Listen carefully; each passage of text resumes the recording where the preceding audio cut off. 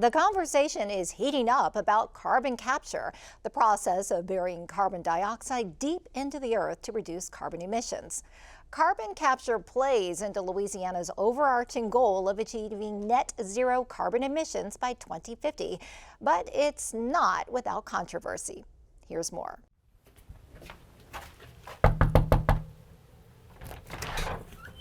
Hi, Caitlin. How are you? Yes, Karen. Nice to meet you. Caitlin Joshua lives near a planned carbon capture pipeline. It's one of more than 20 carbon capture projects in the permitting process to locate in Louisiana. So Clean Hydrogen Works has applied for a series of permits, and it's my understanding that they've actually received some approval within that process from environmental agencies. And so that particular facility would be about a good 1.5 miles, 2 miles from my home. Would utilize the Mississippi River in order to transport, and then as well as an injection site in Donaldsonville, Louisiana, which is a good 20 minutes from my home.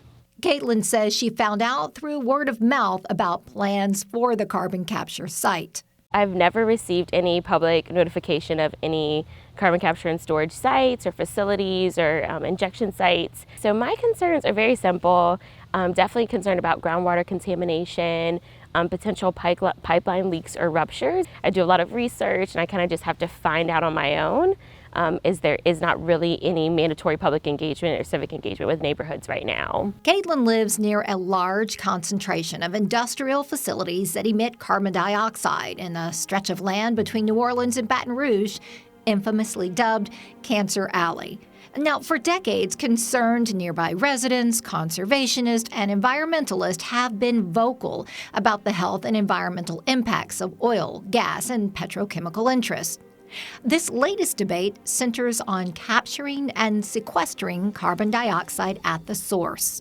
Carbon capture is not a new concept, but the technology and practice of capturing carbon dioxide emissions at its source, piping it to sites, and injecting it into deep underground wells is an evolving industry. The idea is you take carbon, waste carbon from manufacturing processes. At some point it might be from power generation processes, what have you. And instead of just emitting that to the air, the atmosphere, to join the rest of the greenhouse gases and the problems they cause, you catch that, or at least a portion of it, and pump it underground. Carbon waste is pumped into what's called a Class 6 well, and Louisiana is asking the federal government to control these wells. So, is Louisiana one of the first states to ask the EPA for primacy regarding carbon capture? One of the very first. Now we've kind of become the test case that other states are looking at to say, okay, however it goes with Louisiana, that's the model we're probably going to have to follow if we want to be able to get primacy. As a state seeks federal permission to regulate carbon capture, the decibel of the debate grows louder. Critics question the economic developments versus the potential health and environmental risks, and doubt the long-term viability of carbon capture and storage.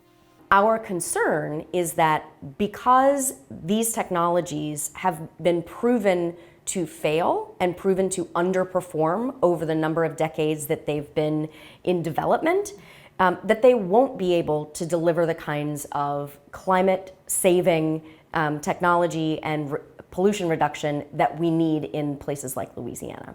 Logan Burke is the executive director of the Alliance of Affordable Energy. It's part of a coalition of environmental advocacy groups concerned about the long-term consequences of carbon capture and the state's ability to properly regulate and monitor it. The EPA has a stringent way of managing and overseeing these kinds of wells, and since it is so new, we think it should remain with them. The main thing I'd point out is in addition to our folks just knowing the turf better, we have more scientists per square mile than the EPA Region 6 does. And we think that gives us an advantage on being able to oversee this and to ensure that it's done responsibly. Louisiana lawmakers passed a resolution establishing a task force to look at the local impacts of carbon capture and sequestration. The task force is charged with submitting a final report of its findings before February 15, 2024, to the Senate Committee of Natural Resources. Lawmakers are trying to establish a framework and guardrails for the industry. My legislation basically wasn't for it or against it. It was preparing us to be prepared if it did get done. What I've heard from multiple constituents, multiple municipalities around the state is, one, we need more notification. We need to know about this project coming to our area and let us have public input. I agree, 100%. House Speaker Clay Shakesnyder authored a bill signed into law by Governor John Bel Edwards that establishes some guidelines for the notification of carbon capture wells and the distribution of funds to state and local governments. So what we did is, in our bill, we went in and said 30% of every tonnage that's pumped into the ground, that 30% of that goes to those locals. They decide wherever their biggest need is, this company will pay those royalties to those municipalities, to those parishes, and they can decide where they want to put those dollars. The state law also extends the time period for a storage site to apply for a certificate of completion from 10 to 50 years to make sure the well is safe and in compliance long term. Oil and gas is our backbone. That's what keeps our state moving forward. Nationwide, funding from the Bipartisan Infrastructure Investment and Jobs Act aims to incentivize carbon management efforts. Louisiana will receive billions of dollars and has already received this sort of a commitment of investment in order to lower the carbon intensity of our products. Some say regardless of who administrates and regulates, not in my backyard. Recent EPA public hearings drew heated discussions from people living in communities of proposed carbon capture sites. We want to do our part in making sure that our state is safe and actually working towards climate goals, but carbon capture and storage is not the way to do that. There are loads of opportunities to generate clean and affordable power for Louisiana, and the idea that instead we would run down an avenue that will just raise people's bills and waste people's money is really scary. Carbon capture factors into Louisiana's overarching goal of achieving net zero carbon emissions by 2050.